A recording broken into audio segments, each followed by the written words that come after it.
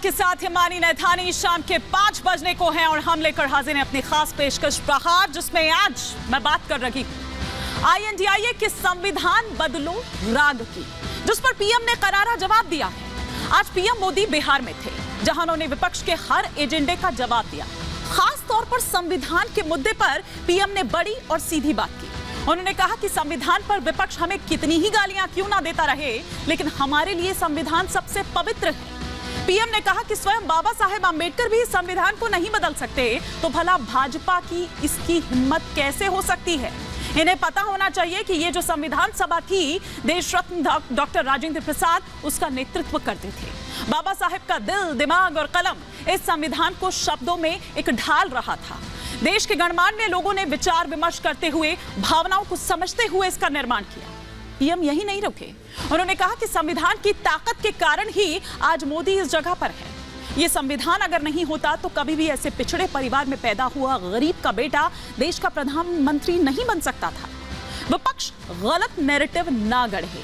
आज इसी पर कर रही हूं चर्चा कि क्या वाकई में जो विपक्ष है वो एक गलत नैरेटिव यहां पर गढ़ने की कोशिश कर रहा है, और जिस तरह से प्रधानमंत्री की ओर से यह कहा गया कि डरा रहे हैं, एक डराने वाला जो नैरेटिव है वो विपक्ष द्वारा सेट किया जा रहा है, क्या वाकई इस तरह से हो रहा है, और कौन संविधान बदलने की कोशिश कर रहा है या उस पर डराने की बात कर रहा है। पहले कुछ ग्राफिक्स के जरिए हम यहां पर आपको दिखाते हैं जो बड़ी बातें प्रधानमंत्री नरेंद्र मोदी ने अपनी इस रैली के जरिए कही।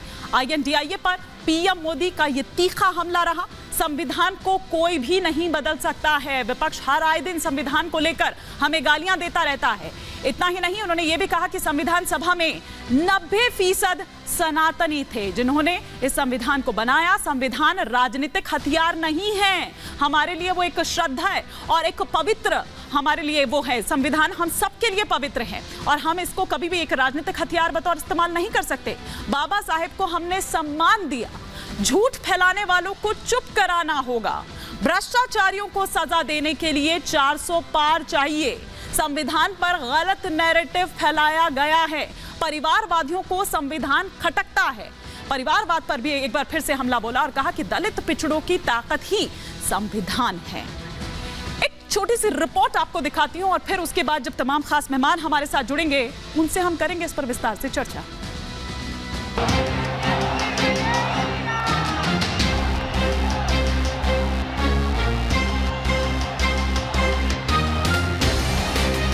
चुनावी शोर अपनी शबाब पर है। डंके की चोट पर जीत के दावे हो रहे हैं। बीजेपी के दिग्गज ताबड़तोड़ रैलियां कर रहे हैं क्योंकि उनका टारगेट है 4 जून 400 पार का। देश की जनता ने तय किया है 400 पार। अपने मिशन को पूरा करने के लिए पीएम मोदी और उनके नेता लगातार प्रचार में जुटे हैं। आज प्रधानमंत्री मोदी ने हिंदी बेल्ट के सबसे अहम सूबे बिहार का रुख किया। पीएम मोदी ने आज बिहार और बंगाल में एक के बाद एक 4 जनसभाएं की।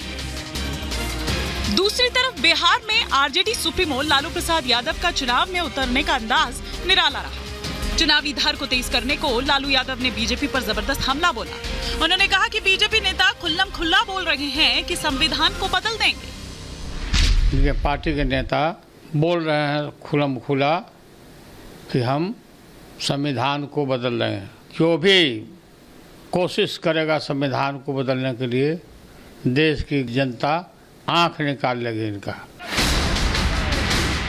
इन सब के बीच गया पहुंचे पीएम ने INDIA पर जमकर हमला बोला और संविधान विरोधियों की जमकर क्लास लगाई। पीएम ने कहा कि विपक्ष के लिए संविधान सिर्फ राजनीति का विषय है, लेकिन बीजेपी के लिए संविधान श्रद्धा का केंद्र है। मोदी ने चुनौती देते हुए कहा कि अगर खुद बाबा साहेब अम्बेडकर भी चाहें तो अब संविधान नहीं बदल सकता।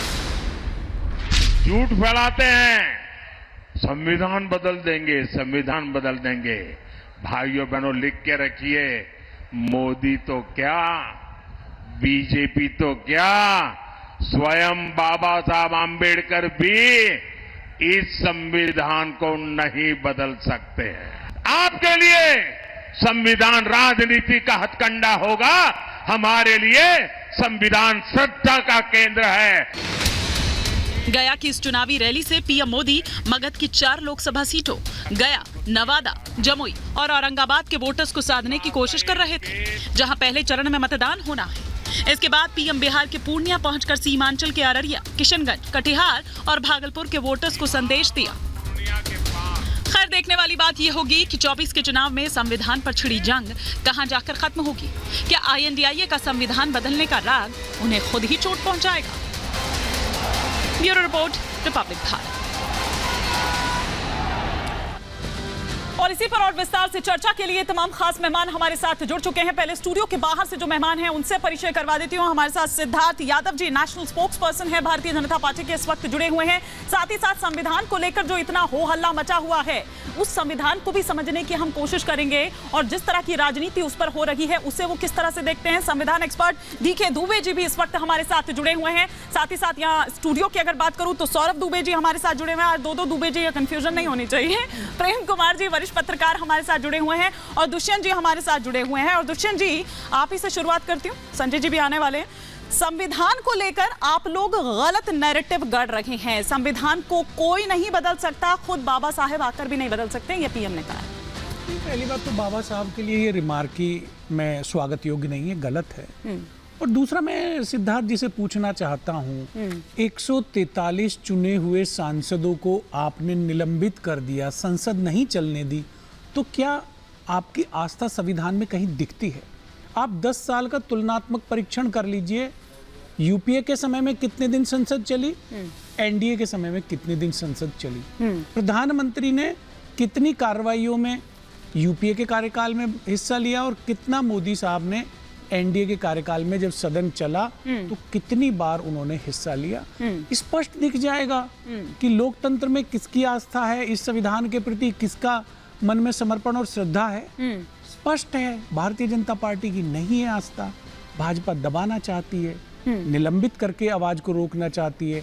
राहुल गांधी साहब को तो देखो किस तरह से उनको कैसे कैसे आरोप लगाए गए। तो वही कह रहे हैं ना कि झूठ जो फैला रहे हैं उनको चुप कराना होगा। तो झूठ अगर फैला रहे हैं, गलत नैरेटिव अगर गढ़ने की, सच्चाई की लड़ाई कह रहे हैं कि डरा रहे हैं आप लोगों को, इस तरह का नैरेटिव गढ़ा जा रहा है। देखो जी, ये तो देश बता देगा। हाँ। और देश की जनता अपने मत के द्वारा प्रमाणित कर देगी किसका नैरेटिव सही है, किसका नैरेटिव गलत है। हाँ। आज पूरे देश में देखिए परिवर्तन की लहर चल रही है। हाँ। लोग संविधान बचाने के लिए इंडिया गठबंधन और कांग्रेस के प्रत्याशियों के साथ घूम रहे हैं। मंदसौर एक लोकसभा क्षेत्र है, वहां प्रत्याशी हैं दिलीप गुर्जर साहब, उनके साथ 5000 लोगों का काफिला चलता हुआ मैंने देखा है। भाजपा बता दे कि इनके किस प्रत्याशी के साथ 5000 का काफिला चल रहा है उनके समर्थन में। वो कह रहे हैं कि आप कितना ही कह लीजिए कि आपके लिए ये बहुत ही ये श्रद्धा या पवित्र है, ये इसमें आपकी श्रद्धा है, लेकिन जरा भी श्रद्धा नहीं है। वो उन सांसदों की बात करते हुए नजर आए, वो निलंबन जो हुआ एक साथ इतने सारे सांसदों का, वो कह रहे हैं कि खुद आप उसमें विश्वास नहीं करते, श्रद्धा नहीं है आपकी। देखिए हिमानी जी, पार्टियों का मूल जो होता है वो उनकी शुरुआत से, उनके अस्तित्व से और उनकी कार्यशैली से निकाला जा सकता है। एक और कांग्रेस पार्टी है जिसकी शुरुआत हुई थी नेहरू जी के बाबा साहब भीमराव अंबेडकर, जिन्होंने हमारा संविधान बनाया, उनको चुनाव हरवाने के लिए कैंपेन करने से। देखिए, ये झूठ मैं नहीं चलने दूंगा, फिर आप मुझ पे आरोप लगाएंगे कि मैं बीच में टोक रहा हूं। ये बिल्कुल गलत है। अगर मेरा फैक्ट गलत है तो आप बाद में बोल दीजिएगा। कांग्रेस के चुने हुए नहीं, सिद्धार्थ जी मैं नहीं, बिल्कुल मुझे माफ करिए छोटे भाई, मैं आपको बीच में बोलूंगा। ये गलत नैरेटिव पेश किया जाता है।